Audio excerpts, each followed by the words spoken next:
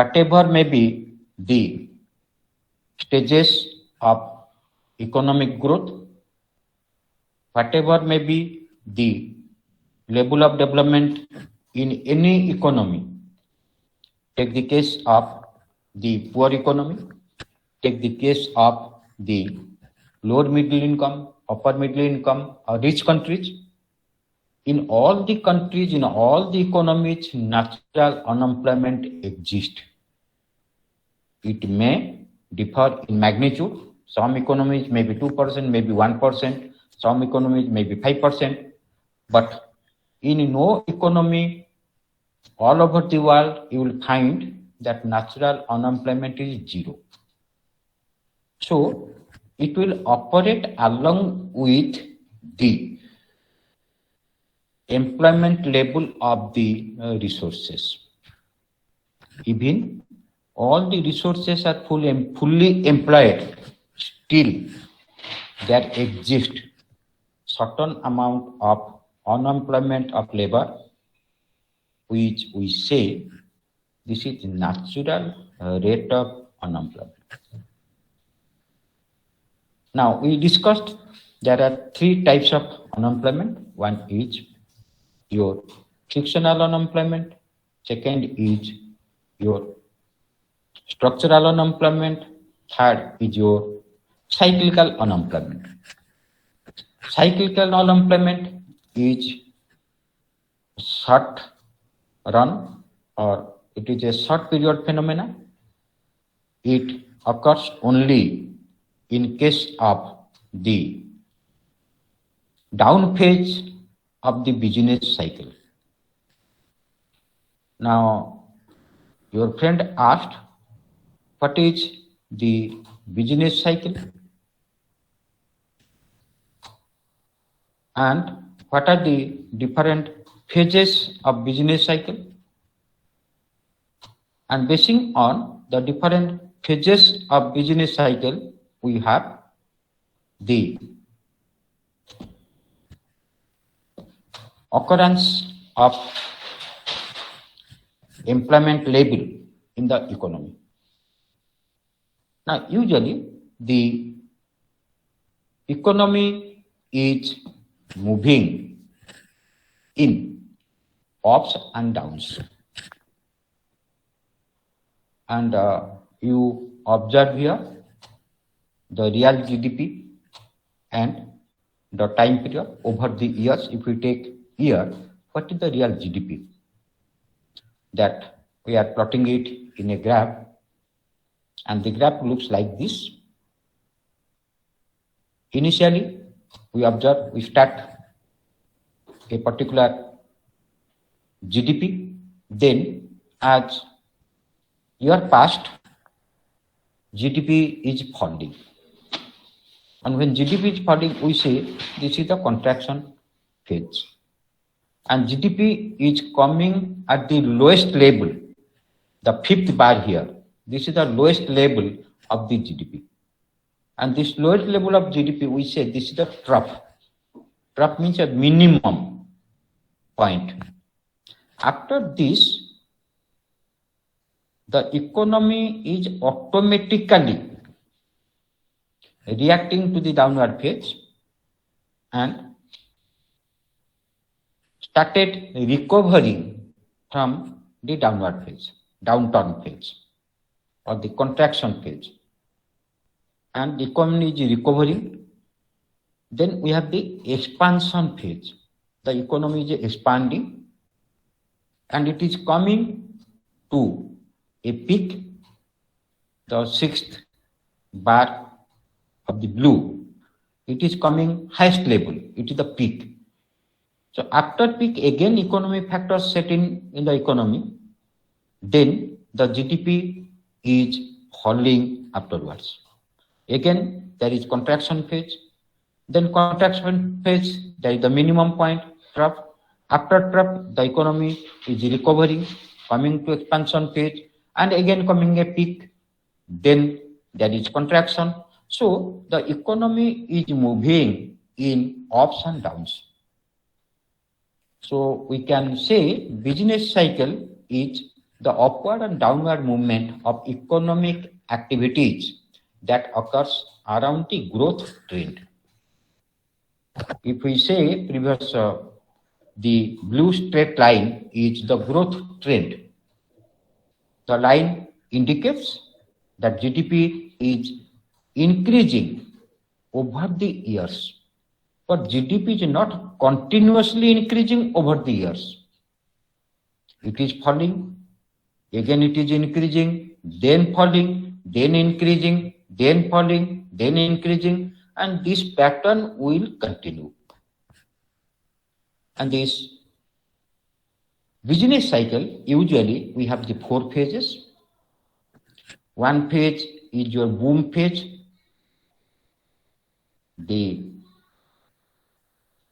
your starting point from January to March. Then this phase is upward phase, expansion phase, and the major characteristics of this expansion phase, that the 3 major macroeconomic activities faced by the economy. What are the 3 major macroeconomic activities? The GDP or output, production of output, employment of resources, and the price level. Price level, employment or unemployment, and the level of output or GDP. These are the 3 major macroeconomic activities. And during the expansion phase, all the 3 macroeconomic activities, they are increasing. Output is increasing or GDP is increasing. GDP is rising over the years or over the months. Employment is increasing. As the GDP is increasing, output is increasing. So more output requires more engagement of factors of production. So employment is increasing. With the increase in employment, there is more demand. Purchasing power is increasing, more demand for goods and services, and price level is increasing. As I told you, this will not continue indefinitely. It will come to a rest or a halt, and when all the activities they are at the peak, we say this is the end of the expansion phase. So after expansion phase, so there is the contraction or downturn phase. So first phase is your expansion, then we have the peak, second, third is your downturn. In downturn, the 3 major macroeconomic aggregates or activities what I discussed, the GDP, employment, and the price level, all are falling in the downturn phase. People have no purchasing power, demand for goods and services decreases, production decreases, GDP decreases, and that leads to more goods and services in the inventory. Producers will not incline to produce more. So there is a rise in the unemployment or decrease in the employment level in the economy. So when output, price level, and employment all are decreasing, this indicates that the operation of the downturn phase. And it will not also continue indefinitely. There is a halt to the downturn phase, and when it reaches the trough, the minimum point, then the economy again recovering and in the upturn or expansion phase, in the yellow zone. So this process is continuing, ups and downs. These ups and downs is known as the business cycle. And particularly in the recession phase or the downturn phase, the economy faces the unemployment, and the unemployment which the economy is facing, is experiencing during the downturn phase, is the cyclical unemployment. So do you feel that the cyclical unemployment will continue forever? No. Once the economy is coming into the recovery phase or upturn phase or expansion phase, cyclical unemployment becomes zero. No cyclical unemployment is there. So cyclical unemployment is a short-run phenomena. The cyclical unemployment can be zero. Now, when the cyclical unemployment is zero, whatever unemployment prevails in the economy is the natural rate of unemployment. So we can one way define the natural rate of unemployment is that situation where the cyclical unemployment is zero. Now you observe here we have the ups and downs, the orange line. This we say the actual rate of unemployment or actual unemployment rate, and the blue line is the natural rate of unemployment. Whatever may be the situation, this amount of unemployment will always exist in the economy. And where we have the natural rate of unemployment intersects the actual unemployment, at this intersection point, what we say, natural rate and actual rate both are same. And when actual rate of unemployment is above the natural rate of unemployment, what is the major reason for that? The major reason is the operation of the cyclical unemployment. When cyclical unemployment is zero, that indicates that your actual unemployment and natural unemployment both are same. This is the cyclical unemployment. Now coming to the other two, the frictional unemployment and structural unemployment. These are the two basic reasons for operation of natural rate of unemployment. For any economy, whatever is the level of economic growth, the economy always faces the frictional unemployment and structural unemployment. And these are the outcome of the natural growth process. What are these two? Frictional and structural unemployment. We say here the frictional unemployment is that unemployment where the laborers, they are searching for jobs, and the basic reason is the sectoral shift. Frictional unemployment occurs when workers spend time searching for the jobs that best suit their skills and tastes. Assume you are in a job, you like, let us say, the area, cyber security is your area of operation, or you like it, you have the skill in cyber security, but unfortunately you are getting a job where you have to do the softwares, or you have to make the softwares for the game for the children. For the child population, you have to develop the game softwares. So definitely you are not find it comfortable in developing the game softwares. So you are now searching the jobs where your skill is best matched, where the job relating to cyber security is open.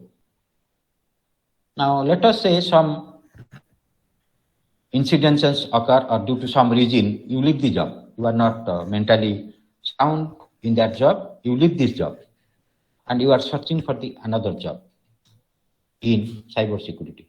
So the time period what you are remaining idle or you are remaining unemployed is the frictional unemployment. So in any economy, 100% laborers who are employed, they are not satisfied with the jobs. They are looking for shift of the jobs.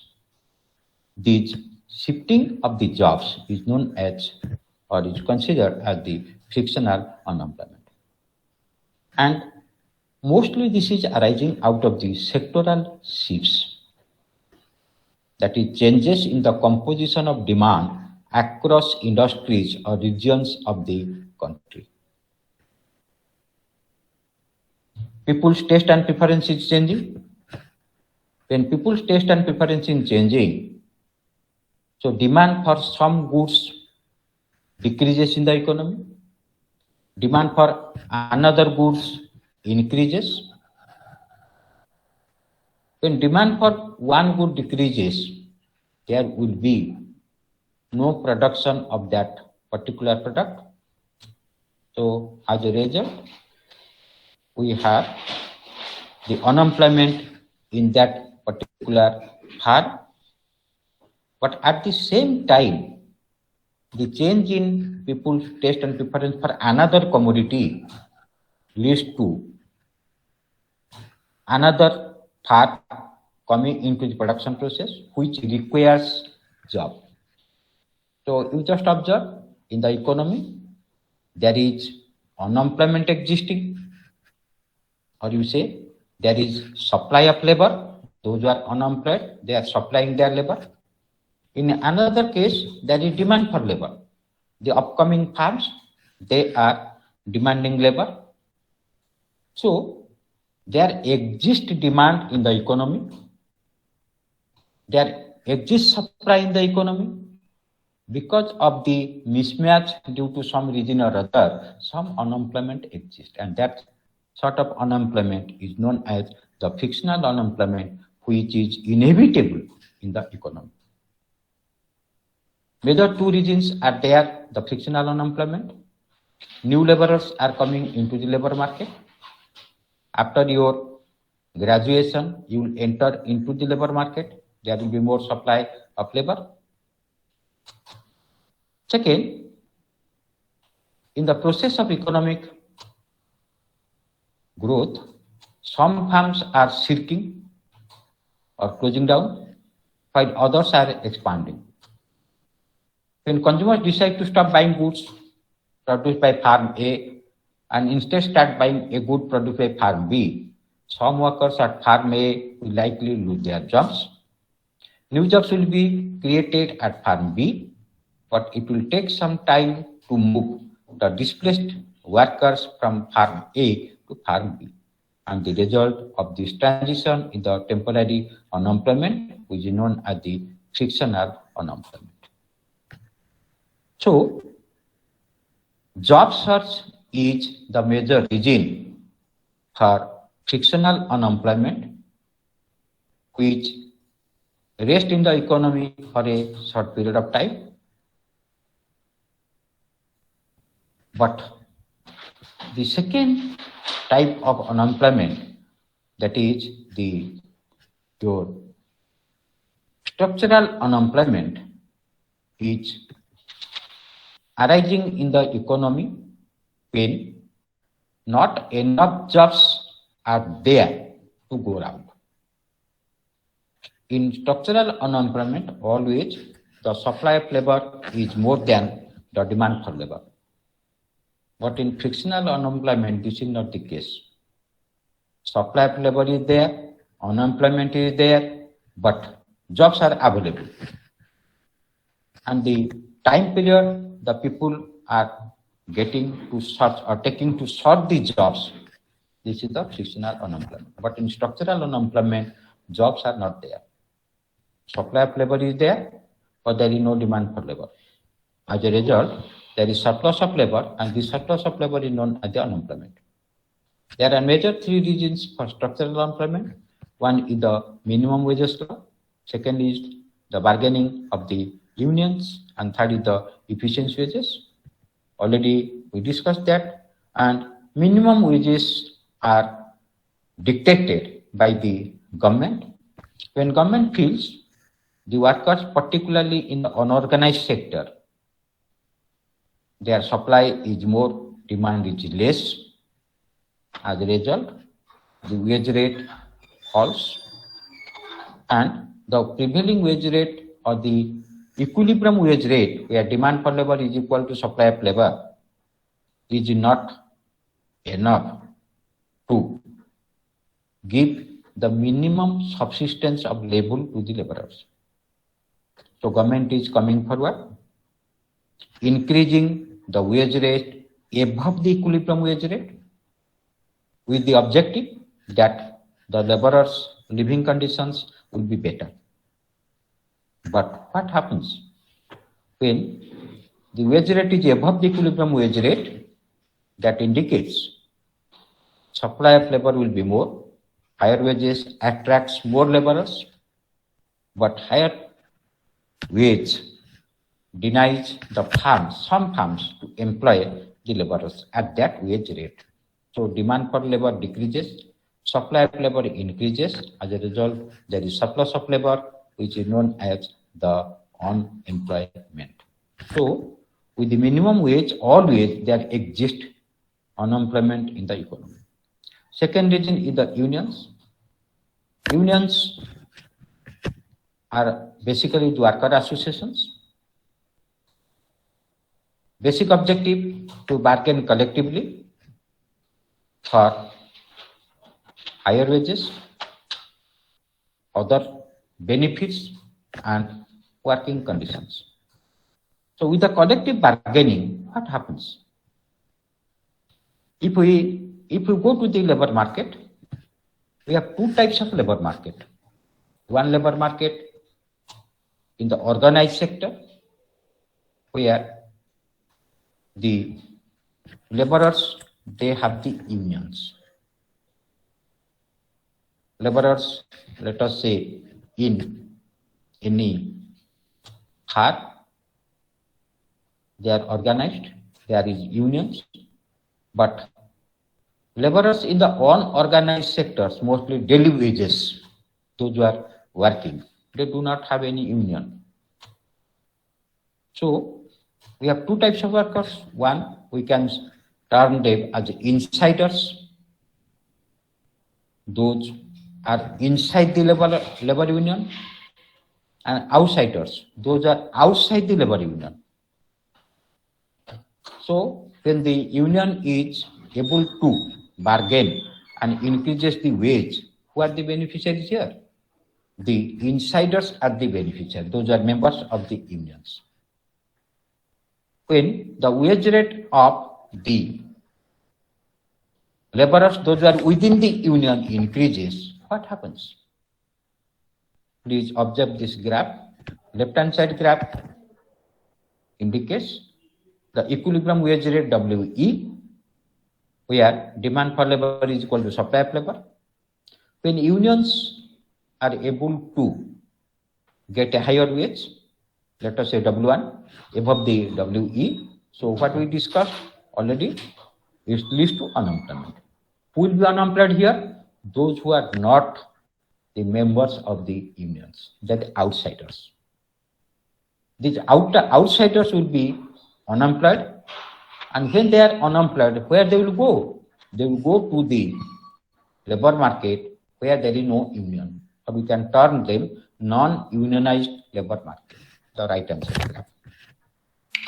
In both the markets, initially, your WEE is the equilibrium wage, but when the workers get unemployed in the unionized market, they are coming to the non-unionized labor market. What is happening in the non-unionized labor market? The supply of labor increases. When the supply of labor increases, the supply of labor will shift to the right.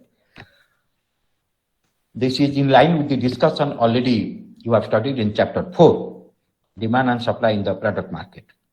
So when supply curve shifts to the left, to the right, whatever happening to the wage rate? Wage rate decreases. Wage rate decreasing WE to W2. And demand for supply up, or the quantity of laborers demanded and supplied increases from DL SL to right hand side. So what we observe here, when unions are able to achieve in increasing their wages, this is that the cost of fall of wages in the non-unionized labor market. So at the cost of the non-unionized laborers, the unionized laborers, they are getting the benefit. This is what we say, the unemployment existing due to this. The unemployed people moving from the unionized labor market to the non-unionized labor market. This type of unemployment is known as the structural unemployment. And third is the efficient wages. Some firms, they consider if the wages of the workers will increase voluntarily, there is no demand from the laborers, from the employees. If employers raise the wage voluntarily, then they think that the productivity of the laborers will increase, more production will be there, output will be more, and more profit will be there. And basic 4 reasons given. One is workers' health, more wages will eliminate the nutrition level among the laborers. Malnutrition will not be there among the laborers, so they will be in a good health, produce more with increase in productivity. Second is worker turnover. When more wages will be there, workers will not incline to leave the farm. They will remain in the farm. So the farm will need not waste its resources in hiring and training the new workers. Third is worker quality. Your higher wages attracts major or better job applicants, which increases the quality and productivity of the firm's workforce as a whole and the total output of the firm. And last is worker effort. Workers, we found, can be grouped into 2 groups. One, those who are the voluntary workers, they work voluntarily.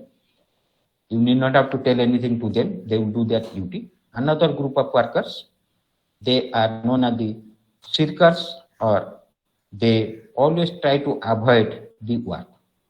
They will not do the work up to their potential.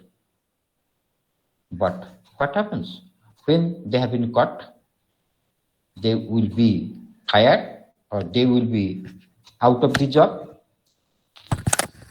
When the labor market faces the surplus of labor, unemployments are high, at that time, the seekers, they do not find it easy to get any job. When they are thinking, the moment I will be retrenched, I will be driven out of the present job, I cannot get any job. So what the worker will do? The worker will continue, will try to give his best. He will not try to avoid the work. So the effort of the workers to continue in the work increases, and the productivity of the workers as a whole increases, total production increases. So these are the 3 basic reasons for the structural unemployment. So we can divide the total unemployment, frictional unemployment, structural unemployment, cyclical unemployment. Frictional unemployment and structural unemployment taken together is the natural rate of unemployment. And your frictional unemployment is arising out of the job search for sectoral shift in the economy. And the structural unemployment arises due to the operation of minimum wages law, operations of the collective bargaining of the work unions, and third, operation of the efficiency wages. Prajot, any further question? Any further question, Prajot? No. Abhyasa, what is your question? Sir, I will show the question or I'll tell the question. Whatever way you feel it. You Okay, can sir. show the question, no problem. If you ask the questions, no problem. Okay, sir, I'll present that question. Okay.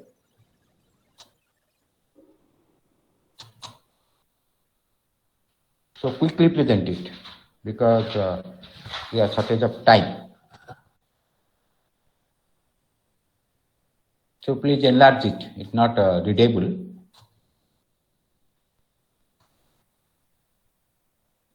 It's not readable. So read it so that it will be better. Okay, sir. Suppose that the basket, a basket of goods in the CPI consisted of 3 units of pen and 2 units of pencil. Okay. What is the consumer price index for 2004 if the base year is 2003? Okay. So what is given to you and what you have to find out? It is giving the consumer basket consisting of 2 commodities, 3 units of pen and 2 units of pencil. Okay. What is the price of the pen and pencil? So that is not given here. It is not given. Okay. So what is the your base year is given 2003 and sir. you have to find out for 2004. Yes, sir. Clear? Now, what is the options given? 100, 105, 115, 120. Okay. So what do you think will be the correct answer? I don't know. I've given a blind guess of 100. I don't know. You are giving a blind guess of 100. 100, yes, sir. Huh? Yes, sir. I don't know because the prices is not given and the CPI of the previous year is also not given. Not given. Okay. So how we'll calculate, I'm not sure about that. Okay. So actually, if you have been asked about the price index for 2004 with the base year 2003, so here the price or index of both years unless given or the price of the commodity in 2003 and 2004 is not given, it will be difficult to find out the correct answer. Your any answer could be D, correct answer. 105 may be correct, 1015 may be correct, 120 may be correct, or 100 may be correct here. So if nothing is given and you have only the given consumption basket and no price is given, so it will be better to assume that price is not changing. If price is not changing, what will be the answer? Answer will be 100. 100. So if you have not been given any price, what we can say? We can say the price is not changing. Price is remaining same for both the years 2003 and 2004. No information is given. You can take it. It might increase, it might decrease. No problem in that. But since nothing is given, we have to assume that it is remaining same. So as a result, your guess, I think, is correct. Okay, sir. Okay. Yes, sir. Then other question. Yes, Please, what is the number of the question? Sir. What is the question number? So it is shifting. Okay, so leave it. Okay. 49. Okay, so your case is 49. Yeah, sir. Okay, leave it. Then next. Sir, this one. The question is, how are the weights on the various goods and services in the CPI basket determined? So question is how? How are the weights on various goods and services in the CPI basket determined? How is the wages? Weight. Weight. How is the weight in? Okay, what are the options? All goods and services are weighted equally. Hmm. Each good and service is weighted according to its price. Hmm. The weights equal to the ratio of expenditures on each good and service divided by the total consumption expenditure in the GDP accounts. Hmm. A survey is conducted to determine how much of each good and services typical consumers purchase. Last option. A survey is conducted to determine how much Service of is conducted. survey.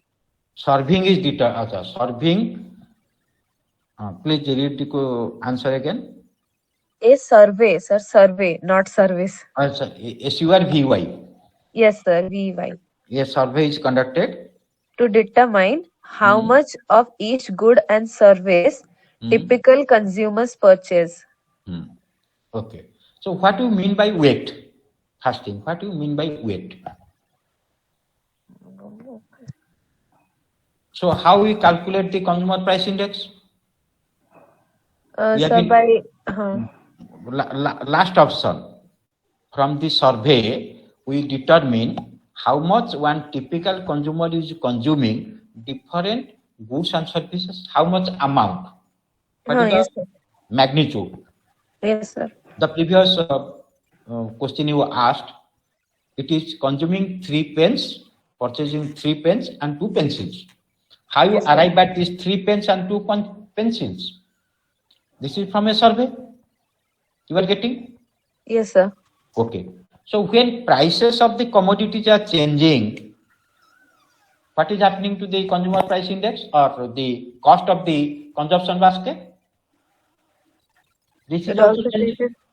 This Yes, is sir. also changing. Okay.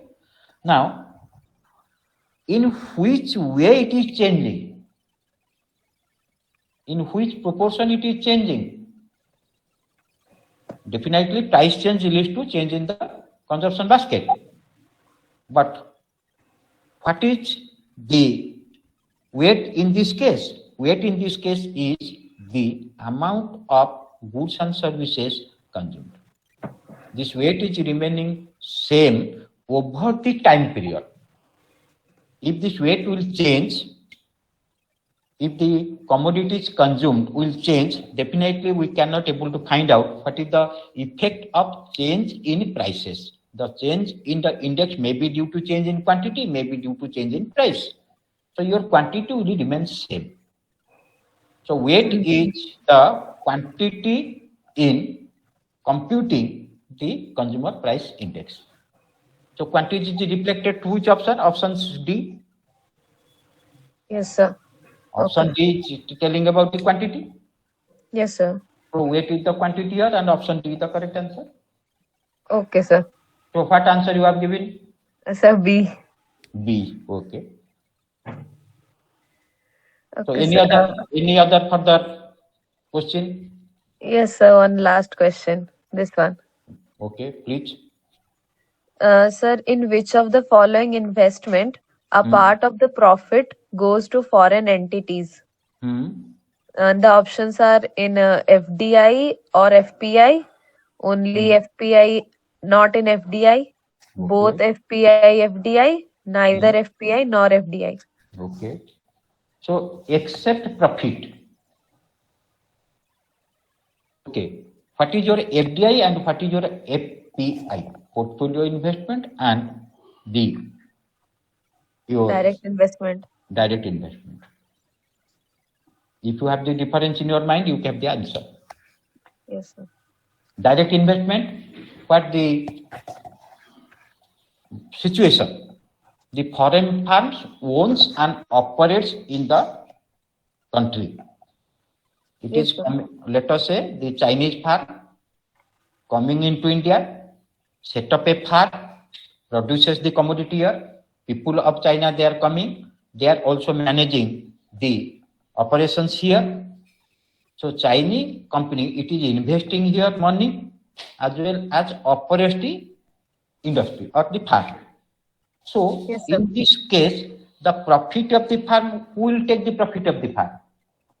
the Chinese company. Yes, sir. Along with the profit, the Chinese worker, they will receive the wages or not? Yes, sir. The capital coming from China, they will get the interest or not? Yes, sir. So we have the 4 factors of production: land, labor, capital, organization. Yes, sir. Organization is the Chinese fact, so Yes, it sir. is taking the profit. Baki rest, rent, wage, and interest, it is also going to the foreign firm. Yes, sir. Okay. What is a foreign portfolio investment? They purchase only the shares Shares. of the. Yes, sir. When they are purchasing only the shares, what they will be entitled? They will only get the dividend. When they are purchasing the shares, they are the small owners of a company. Yes, sir. When they are the small owners of a company, what they can take? They can take only the dividend. They are Yes, not sir. entitled to anything else. If profit will be there, they will get a part of the profit. If no profit is there, they will not get anything. Yes, As a sir. shareholder, Yes, sir. already we discussed about the dividends and shares. There we have discussed that. Yes, sir. Okay, so as a shareholder, they will only entitled to get the profit. But the FDI, along with the profit, they are entitled to get the interest, they are entitled to get the wage. So you have the answer before you? Yes, sir. Yes, I got it. You got it?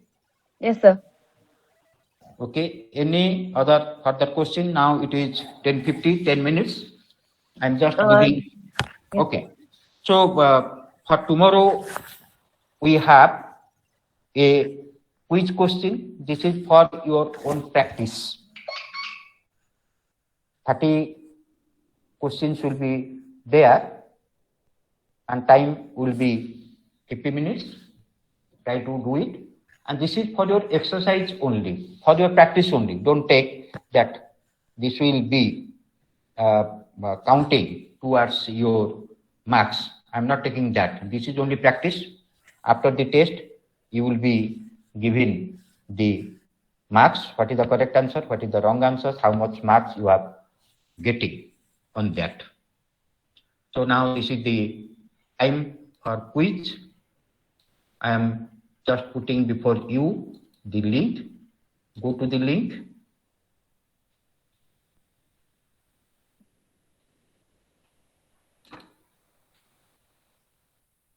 Now the link is before you.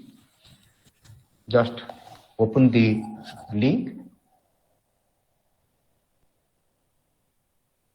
Is it opening or any difficulties you are facing?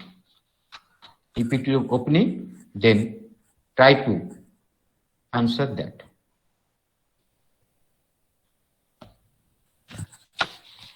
So by that time, I will take the roll call. Please respond it. Somasri, Present, sir. Anushka, Present, sir. Dipasha,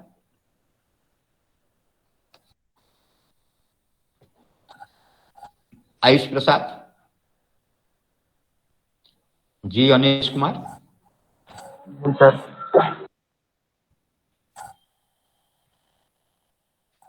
Shubham Das, Present, sir. Soumya, Present, sir. Abhijit Anand, Present, sir. Abhishek Puri, Present, sir. Roshan Panigrai, Phalguni Mishra, Present, sir. Pradyot, Present, sir. Angana Ghosh, Present, sir. Aniket,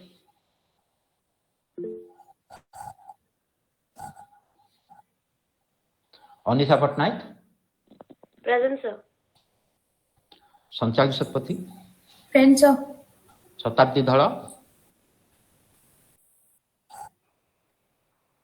Shatabdi Dhara,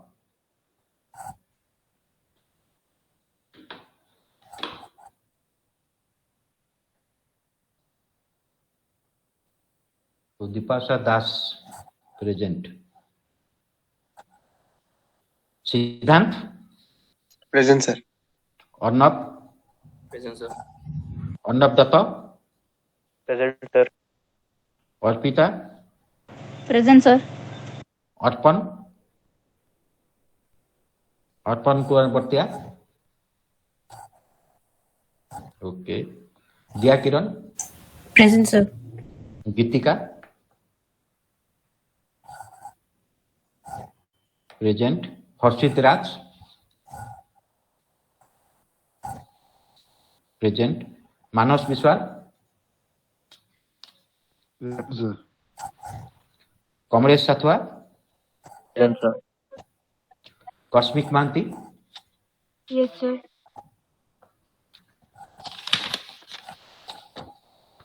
Shashank Chaudhary, Mehul Puri, present. Sanjog Das, Present, sir. Abhilasha, Present, sir. Sambit Mahapatra, Present, sir. Ankit Raj, Present, sir. Nishchay Singh, Present, sir. Priti Kara, Present, sir. Rajesh Barik, Raktim Sildas, Raktim, Ronak Raj, Pushpendra Kumar,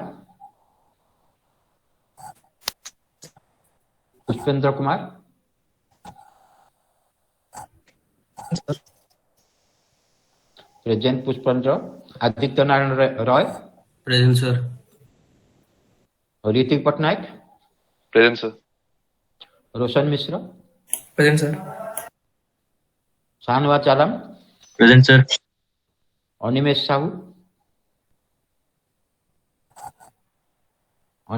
Sahu present. Shubham Kumar, Vaibhav, Present, sir. Sachin Pandey, Subhajit De present. Supriti, Present, sir. Suraj Mahato, Present, sir. Shubham Patnaik, Yes, sir. Shweta Das, present. Udit, Present, sir. Uru Salam, Vivek Sharma, Present, sir. Anjali Singh, Yes, sir. Satyaprat Behra, Present, sir. Aditya Naran Mishra, Rohan Harichandra, Present, sir. Satyant Kumar Shah, Present, sir. Ananya Anandita,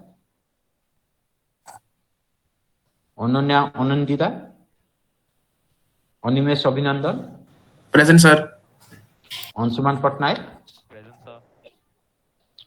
Shruti Das, Present, sir. Ayush Patnaik, Nikhilesh Behra, Tanisha Raut. Present, sir. So again, calling those who have marked absent: Nikhilesh Behra, Ayush Patnaik, Ananya Anindita, Aditya Naran Mishra, Uru Salam, Sachin Kumar Pandey, Ronak Raj, Raktim Sildas, Rajesh Kumar Barik, Shashank Chaudhary, Shatabdi Dhara, Roshan Panigrahi, Ayush Prasad.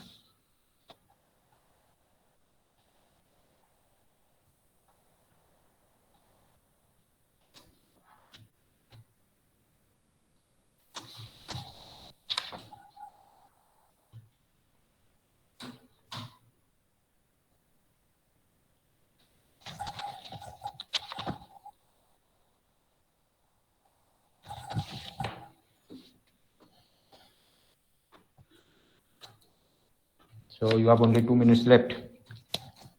So these are the very easy questions given.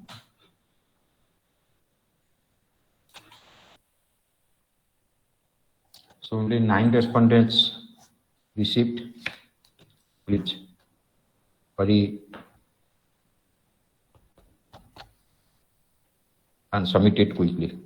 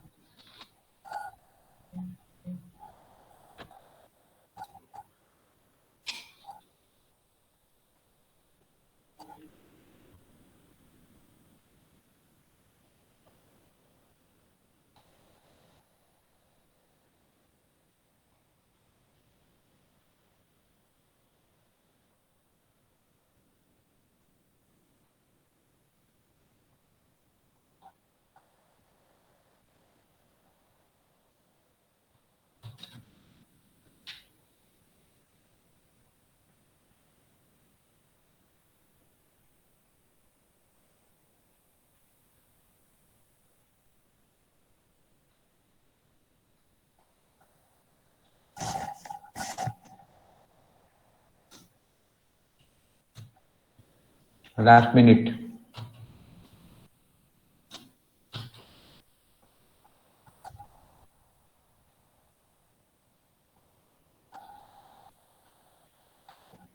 So time over. Thank you all. So please prepare for tomorrow's quiz. This is only for your, you say, making you more acquainted with the entire exam for your practice. Okay, thank you all. Thank you, sir.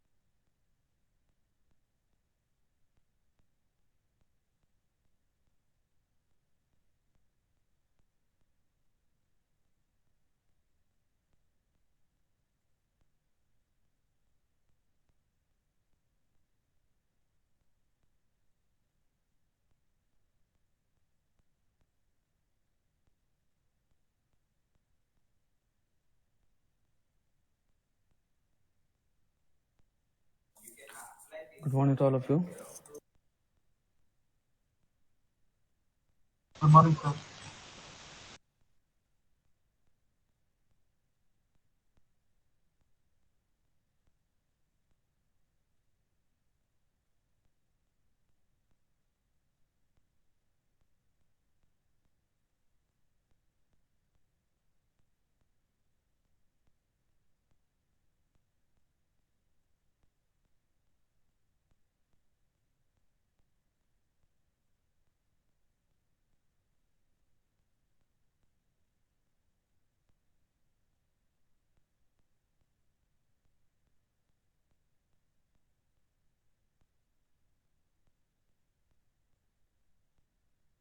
Okay. So last class we have discussed the interval estimation. तो वहाँ पे किसी को doubt है? I think interval estimation for the confidence interval for the mean. I think we have discussed. We have not discussed the for the variance. I think. Am I right?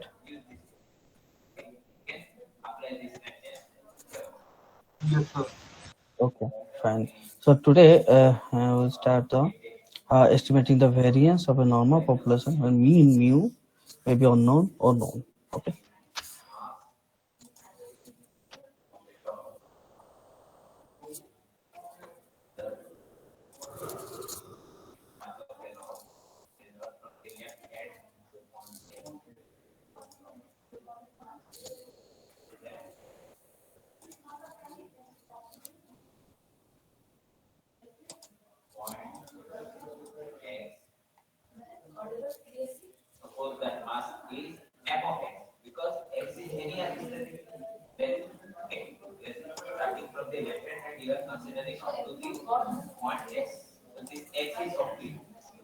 Okay. So see here. So estimating the variance sigma square of a normal population when mean mu may be known or unknown. Okay. So so जब हम variance के बारे में बोलते हैं, so obviously we have to take the consider that मतलब कि ऐसा एक सैम्पलिंग डिस्ट्रीब्यूशन कंसिडर करना पड़ेगा जहाँ पे कि सिग्मा स्क्वायर होगा. So chi square that is equals to n minus 1 s square divided by chi square नहीं है sigma square. ठीक है, this is sigma square.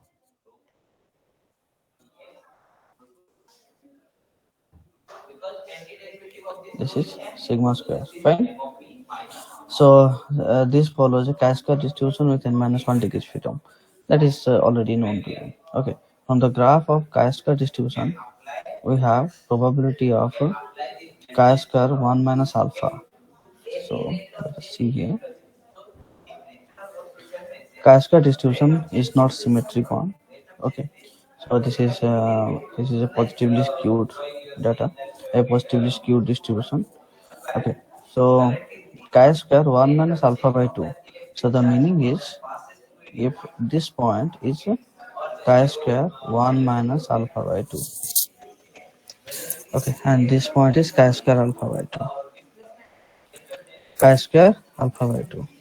So the meaning is chi square alpha by 2 is equals to this one. The meaning is area above this point, this is alpha by 2. And similarly, chi square 1 minus alpha by 2, the meaning is above this area is 1 minus alpha by 2.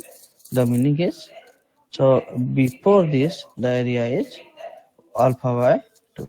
So obviously, if this point total is 1 and this below this, the area is alpha by 2. So above this, the area is 1 minus alpha by 2. Is it fine?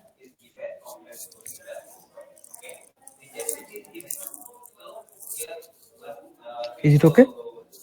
So probability of, so इससे पहले का area है alpha by 2, इससे above का area है alpha by 2. So obviously this region, ये जो reason है, इसका एरिया क्या होगा? ये अल्फा बाय 2 है, यहाँ पे अल्फा बाय 2 ऐड कर देंगे alpha. So this region is 1 minus alpha. So sigma square ये chi square होना चाहिए. Typo chi square, the chi square that lies between chi square 1 minus alpha by 2 to chi square alpha by 2, that is equal to 1 minus alpha. Substituting the values of chi square in the further simplification. So chi square n minus 1, we know that this is equal to n minus 1 s square by sigma square. Okay. So यहाँ पे chi square की जगह ये वाला value put करो. So put करने के बाद क्या आता है? यहाँ पे फिर से थोड़ा मिस्टेक है. ये सिग्मा स्क्वायर, ठीक है, तो टाइपो एरर से सिग्मा की जगह chi स्क्वायर हो गया, chi स्क्वायर की जगह सिग्मा आ गया थोड़ा. So substituting values of chi-square here. So chi-square that lies between chi-square 1 minus alpha by 2 to chi-square alpha by 2, that is equals to 1 minus alpha. So chi-square का value क्या है? n minus 1 s square by sigma square.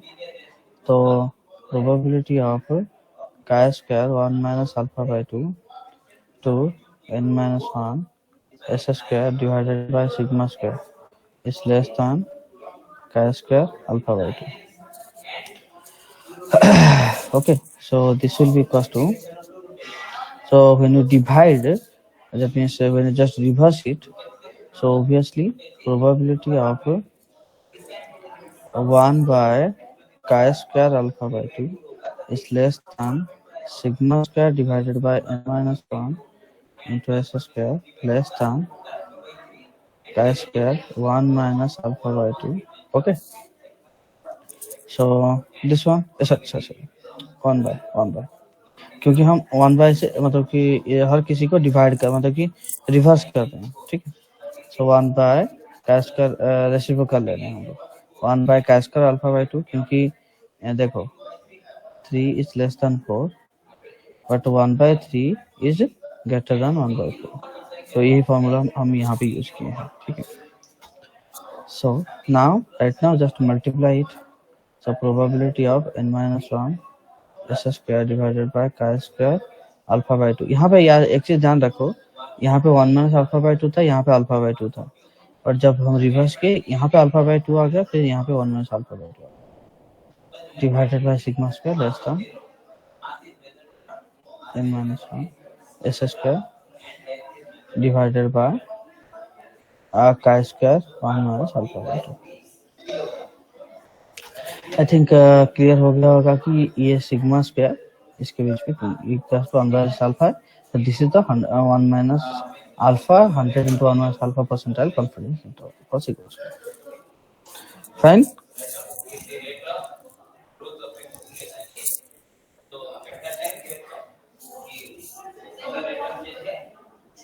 किसी को कोई doubt है?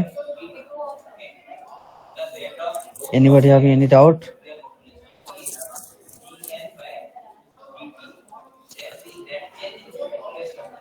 ठीक है, यदि डाउट नहीं है तो ये प्रॉब्लम थोड़ा कोशिश करो तुम लोग।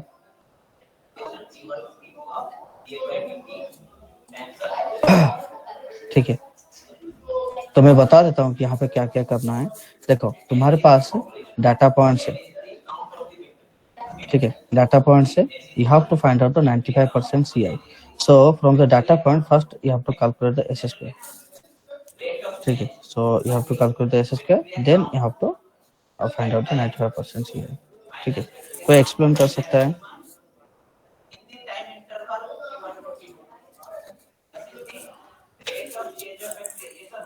समझ में आ रहा है या कोई डाउट है?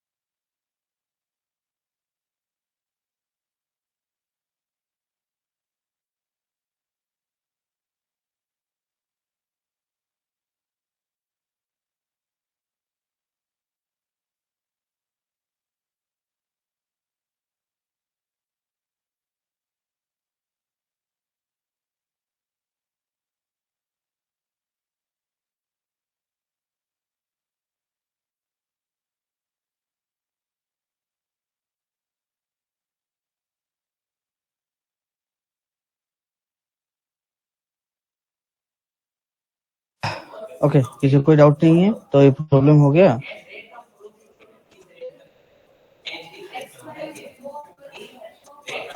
ठीक है, इसका सॉल्यूशन कैसे करना है मैं बता देता हूँ।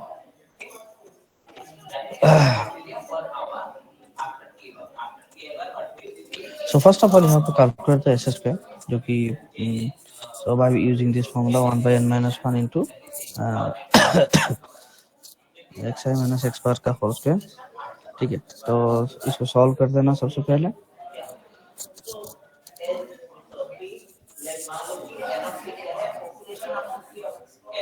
After that, this is s square. So you know that the 95% ci is equals to क्या है, यहाँ पे देखो n minus 1 s square divided by chi square alpha by 2. So 95% means alpha is equals to 0.05. So alpha by 2 0.025. ठीक है, so n minus 1 into s square divided by chi square, पहले alpha by 2 होगा 0.025 and n minus 1 into s square divided by chi square 1 minus 0.025. So 1 minus 0.025 that you have to calculate from the normal table. ठीक है, जो भी है chi square normal बोल रहा हूँ, chi square distribution का टेबल से. ठीक है, so rest of the thing I think you can do it.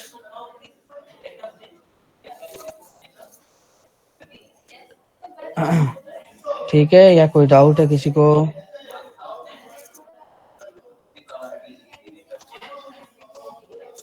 कोई डाउट नहीं है?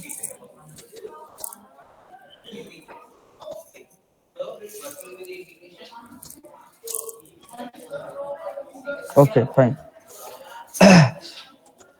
Next topic that we are going to discuss is the, और कुछ questions है, मैं यहाँ पे भेज देता हूँ so that we'll take the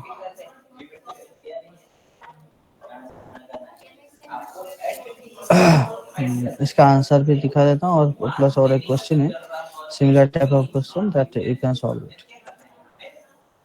Question number example 2 that you try to solve it and assignments are list. Assignment these two question also you try to solve it. Okay. Okay, fine. So next topic that we are going to discuss, that is the maximum likelihood estimation. So what is the meaning of maximum likelihood estimation? So अभी तक हम लोग जो पढ़े, this is the interval estimation, in which interval the population parameter will lie. But right now this is the maximum likelihood estimation that deals with the point estimation. ठीक है, तो generally मतलब कि कोई पॉइंट में हमें क्या उसका मतलब कि what is the mean, so what is the mean of a normal distribution, तो उसका एस्टिमेटर क्या होगा. हमारे पास तो पॉपुलेशन पैरामीटर हर टाइम नहीं रहता है ना, तो what is the that value. Okay, so वो सब के लिए तुम्हें क्या करना पड़ेगा, maximum likelihood estimation find out करना. मैक्सिमम लाइक्लीहुड एस्टिमेशन से एक मतलब एस्टिमेटर हमें मिल सकता है और उसको हम नॉट ओनली पॉइंट एस्टिमेशन के लिए यूज कर सकते हैं, उसको कॉन्फिडेंस इंटरवल ये सब वगैरह के लिए भी यूज कर सकते हैं. तो there are different type of estimators like method of movement estimator, unbiased estimator, base estimator. ठीक है, बहुत सारा है, बट हम कुछ ही उनमें से डिस्कस करेंगे. ठीक है, first is the basic concept of the point estimation.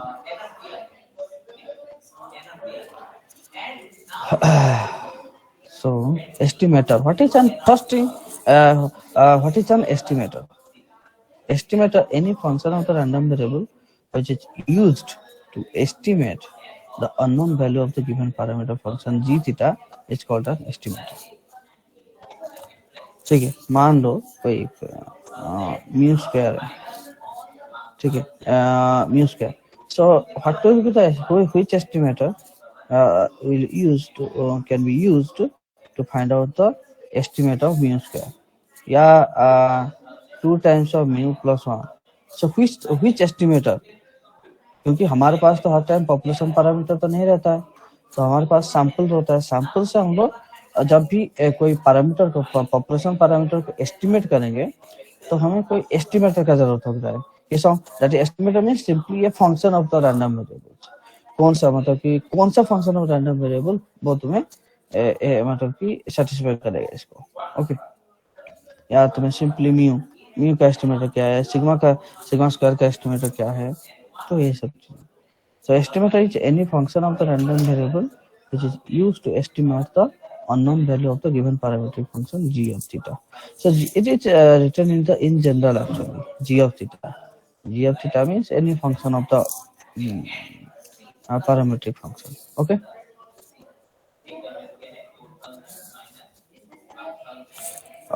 और कोई डाउट एस्टिमेटर में?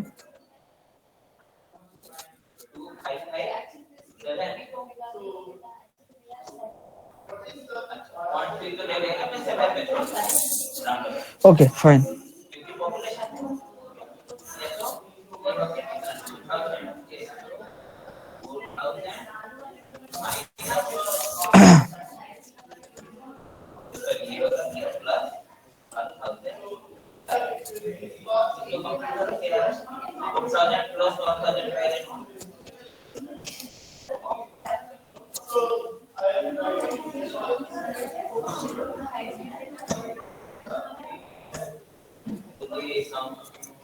Okay, so if x underscore that is equals to x1 to xn is a positive sample, is a random sample from a population with a probability distribution p theta, a function d of x is used for estimating the g of theta. Is known as the Jordan estimator. Okay, any function of that. Then let x bar equals to x1 to xn be a realization of x bar, then d of x bar is called an estimate. Okay, so d of x bar x underscore is called an estimate. That means the estimate of the parameter, जो भी parameter है, mean हो या mean का square हो या variance हो, so that is called as estimate. ठीक है, और function उसको बोलते हैं estimator, क्योंकि estimate करेगा. Okay. Then okay, कोई डाउट?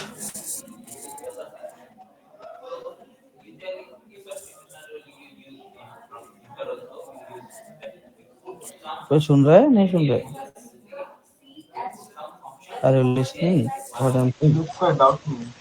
Okay, ठीक है. बाकी लोगों को एग्जाम तो नजदीक आ रहा है, तो इतना हो सके पढ़ लो. Okay. Example 1.1. Let x be a random variable denoting the average height of the adult males in an ethnic group. We may use x underscore sample mean as an estimator. So x bar is the estimator, और हम estimator को use करके जो value निकला हमें, that is the estimate. Okay. Okay. Then let x bar is x underscore that is x1 to xn be an observed random sample. Define the likelihood function of x bar as this one. ठीक है, likelihood function को हम इस तरीके से denote किया जाता है. ठीक है, theta underscore comma x underscore. So all xi's here, these are independent. So the independent होंगे, then the joint distribution of x1 to xn, so that is called as the product of f of xi. Okay, so L theta x bar x underscore that is equals to product of the f of xi comma theta. So I equals to 1 to n. Okay. So the value of theta, मैं say theta hat x underscore, so that L theta hat xy is greater than L theta is called the MLE. That means this one must be the और एक चीज मैं last class में बताया था, जब भी hat लिखते हैं that means that is the estimator.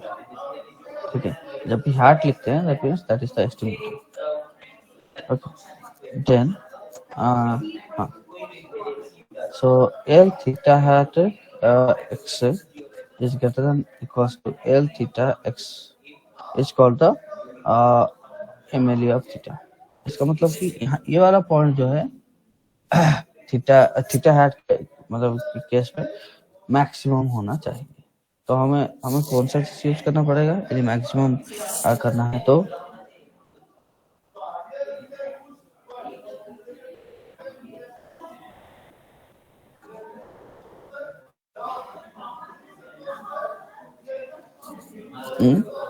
so this L theta, that is the maximum one. Okay, maximum of all the L theta x.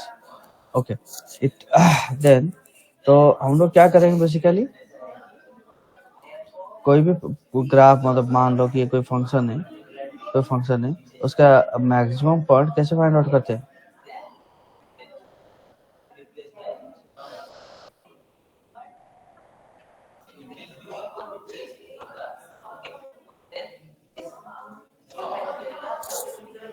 अरे कैलकुलस नहीं पढ़े हो?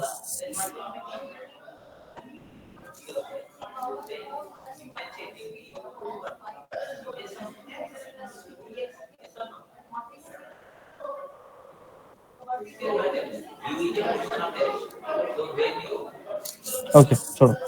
सो ए फंक्शन को कोई यदि फंक्शन को यदि हम मैक्सिमाइजेशन करना है, in that case what you have to do, we have to first differentiate it, and differentiate करने के बाद put it equals to 0, find the critical points and take the second derivative and check that whether this is a minimum or not. ठीक है, okay. Then next, then consider a random sample x1 to xn from a normal distribution n mu sigma, then find the maximum likelihood estimators for mu and mu and sigma square. So how to find it out? तो एक example मैं बता देता हूँ। Okay, एक example बता देता हूँ, then next one you just try to do it. Okay, so first of all you have to write down the likelihood function.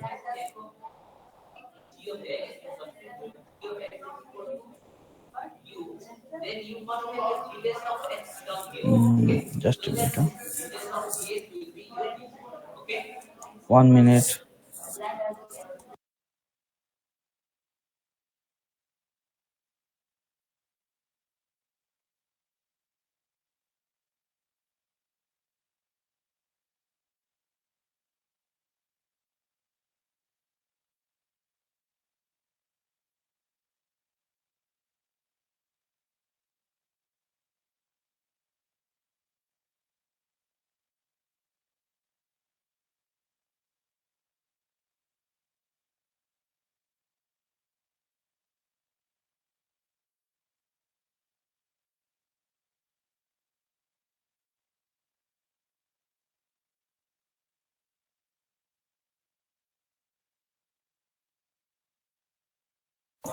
Okay, so what to do here? First of all you have to find out the likelihood function. So L, so first of all find out the f of x, density function of normal distribution, that is 1 by under root of 2 pi sigma into under root by sigma e to the power minus x minus mu minus 1 by 2 e to the power minus 1 by 2 x minus mu whole square sigma square. Okay, so L of mu sigma square, so this will be equals to, that is the product of each one, so this will be equals to 1 pi product of I equals to 1 to n 1 to I equals to 1 to n 1 by under root of 2 pi sigma into e to the power minus 1 by 2 into x minus mu whole square divided by sigma square. Okay, so this will be equals to product of I equals to 1 to n 1 by under root of 2 pi whole to the power n into sigma to the power n by 2 to the power square, ठीक है, या sigma to the power n ही लिखता हूँ, sigma to the power n into e to the power -1/2 into, यहाँ पे product था, product जब एक्सपोनेंशियल पे जाएगा so that becomes a summation I equals to 1 to n summation of xi minus mu upon sigma whole square. Is it okay?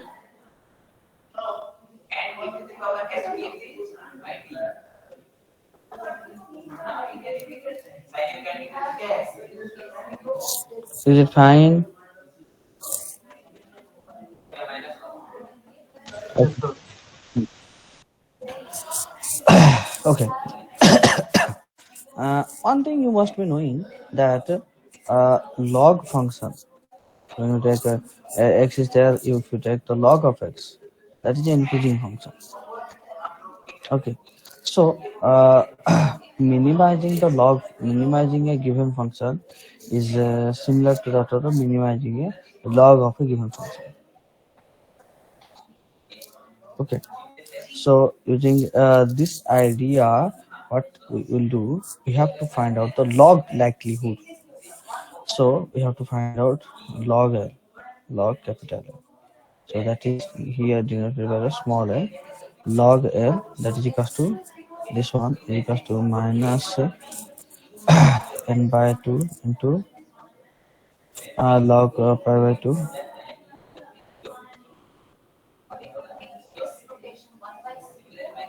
Okay, n by 2 into pi by 2, 2 by, yeah, correct. Then minus sigma to the power n minus n by 2 minus n by 2 into sigma log of sigma square.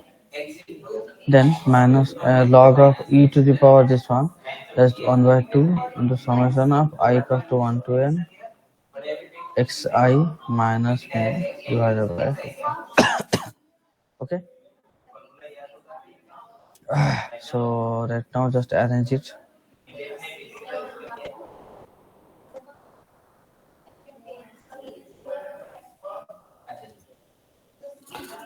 So yeah.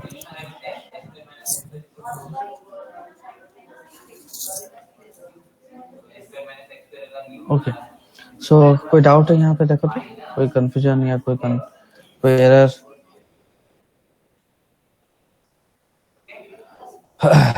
देख लो एक बार।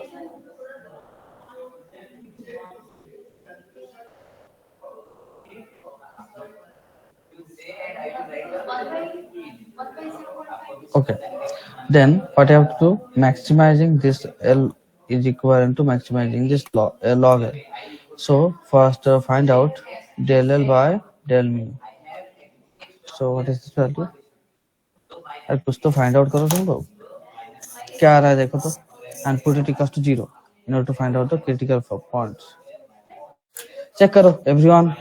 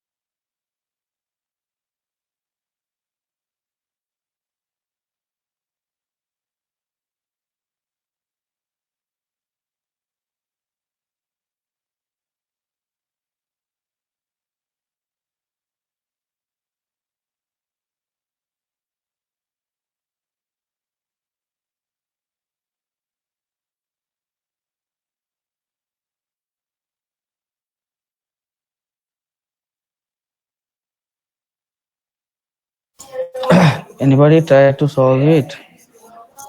No response. ठीक. Okay. तो फिर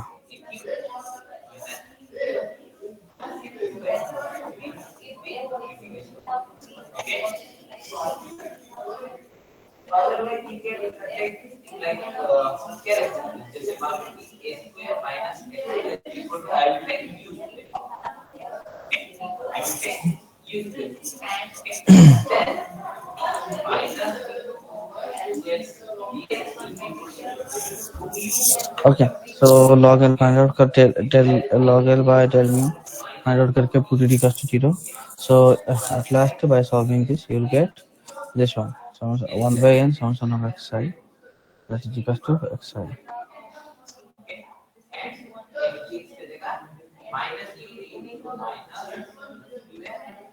ठीक है, देख लो एक बार, किसी को डाउट है तो पूछो.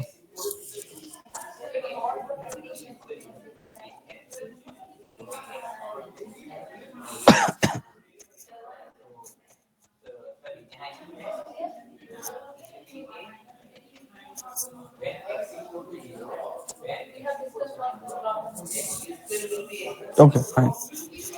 तुम लोग तो सर तो कुछ हाँ ना कुछ करोगे नहीं, तो मैं आगे बढ़ते रहता हूँ. Then similar way, if you try to solve it for the sigma square, so you'll get this one. Same procedure, but sigma square से divide कर, मतलब कि with respect to sigma square तुम उसको differentiate करोगे, then you'll get this one.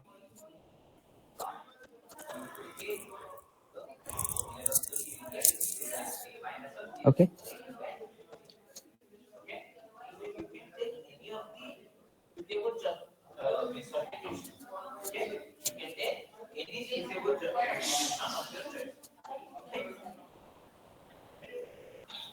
Okay ठीक है, किसी को कोई डाउट नहीं है, नेक्स्ट क्वेश्चन करता हूँ.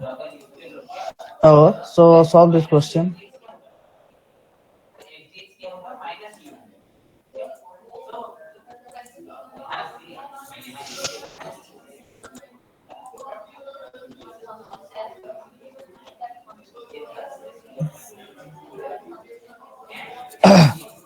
सो सबसे पहले ये है कि तुम्हें क्या क्वेश्चन दिया है कि the 10 rats are used in the biomedical study where they are injected with the cancer cells and the given cancer drug is designed to increase the survival rate. Okay. Then assume that the exponential distribution applies. So give a maximum likelihood estimate of the mean survival time. Okay. So इसके लिए सबसे पहले तुम्हें exponential distribution का PDF and then log likelihood find out करो, then differentiate it. जो भी procedure है वो बताया, similar procedure, just try to follow it and do it right now. All of you do it right now. मैं randomly किसी को पूछूंगा, ठीक है? मैं 3 minutes का टाइम दे रहा हूँ, सॉल्व करो.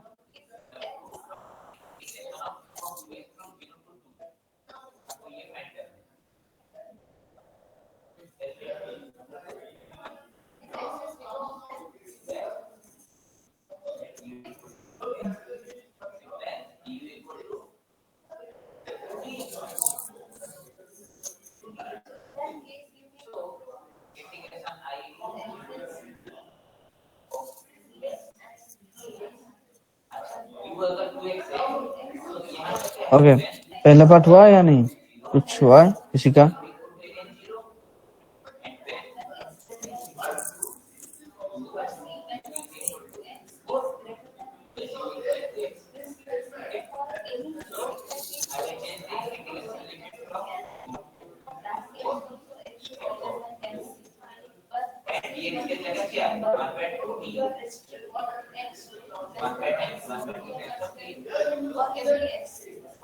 ओके, एक्सपोनेंशियल डिस्ट्रीब्यूशन का एक ही पैरामीटर है मीन म्यू, ठीक है? तो उस पैरामीटर के रिलेटेड क्या वैल्यू क्या है? जो भी आया बताओ.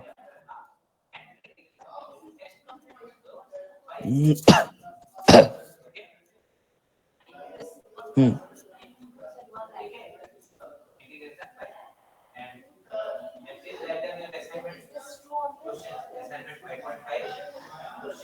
No response. ठीक है, थोड़ा कोशिश करो, नहीं तो फिर मैं डिस्कस करवा दीजिएगा।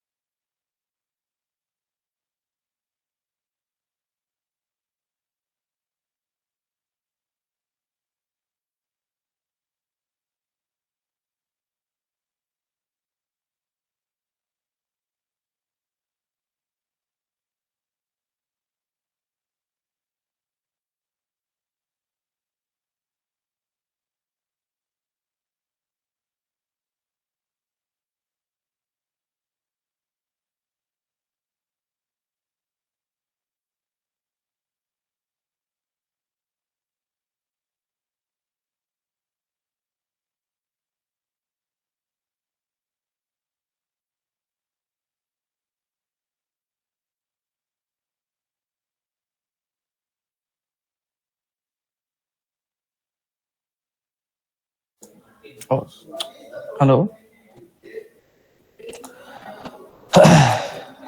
So it is greater than 0 when P is less than this quantity, and less than 0 when P greater than this quantity.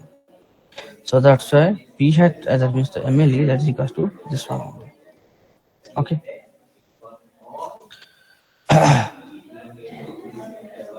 Okay. अरे कोई डाउट है तो कोई पूछो. Okay, fine.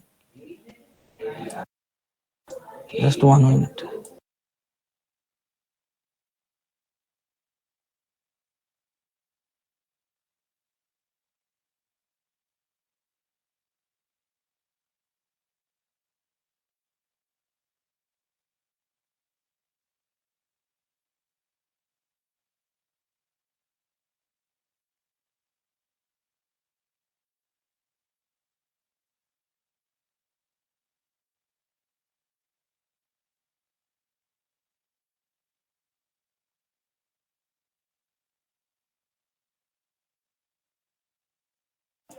Okay.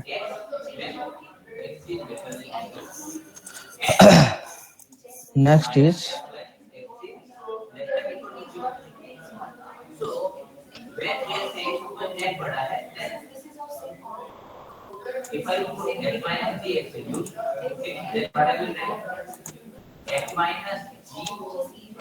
this question is very important question. Okay. So please try to clearly understand this. There is an uniform x1 to xm that follows the uniform distribution 0 to theta with unknown parameter theta. So you have to estimate this unknown parameter theta. Theta is greater than 0. Okay. This may be this theta. Okay. So कैसे find out करेंगे? So यहाँ पे थोड़ा ये अलग तरीके से है, ठीक है? So यहाँ पे देखो x1 to xm follows है uniform 0 to theta. Okay, uniform 0 to theta. That means this all x's, ठीक है? कैसे बताऊँ इसको? तो एक्चुअली इसको हम यदि ऑर्डर पेयर में मतलब कि ऑर्डर करेंगे तो क्या होगा, किस टाइप का? यदि x1 to xn x1 से लेके xn तक है तो इसको मैं x1 लिखूंगा. x1 मीन्स सबसे मिनिमम पॉइंट, मिनिमम वैल्यू. उससे that means the x2 means second minimum. Second minimum. Like this it will go on, and xn denote the maximum. ठीक है?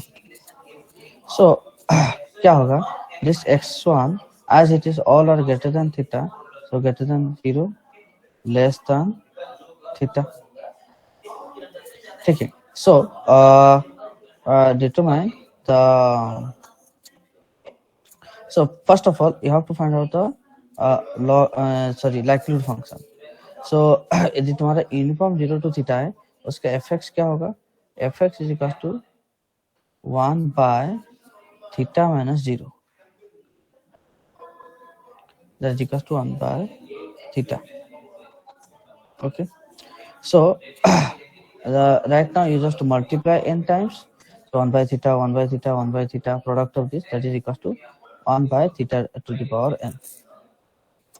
And it is a decreasing function of theta. That is, as theta increases, 1 by l decreases. ठीक है? तो l decrease करेगा, इसका मतलब कि ये सबसे मैक्सिमम कौन सा पॉइंट पे होगा? इसका अपर बाउंड पे तो मैक्सिमम नहीं होगा. क्यों? तो यहाँ से तुम देख सकते हो xm is less than theta and theta का कोई अपर बाउंड नहीं है, तो ऑब्वियसली थीटा का जो लोअर बाउंड होगा उसी में ये वाला पॉइंट मैक्सिमम होगा, क्योंकि it is a decreasing function. ठीक है? मान लो कोई एक डिक्रीजिंग फंक्शन है, तो डिक्रीजिंग फंक्शन है तो उसका जो x का जो मिनिमम पॉइंट होगा वहां पे ये मैक्सिमम होगा, और जो अपर बाउंड होगा वहां पे ये मिनिमम होगा, तभी तो जाके ये डिक्रीजिंग फंक्शन होगा. सो थीटा का मिनिमम पॉइंट कौन सा है? xn. क्योंकि xn is less than theta like this. So is a decreasing function, hence the maximum occurs at the lower bound. What is the lower bound? That is the xn. ठीक है?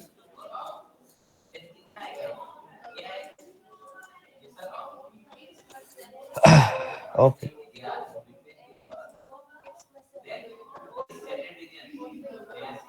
And the other assignment question, just try to do it by yourself. Right?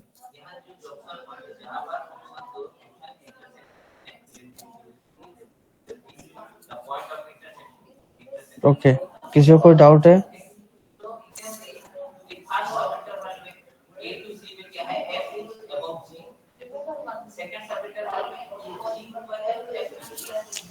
Okay, fine.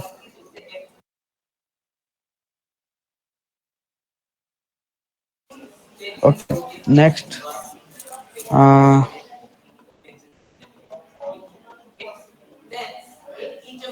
कोई doubt है तो पूछो किसी को, नहीं तो मैं नेक्स्ट प्रोसीड करूंगा.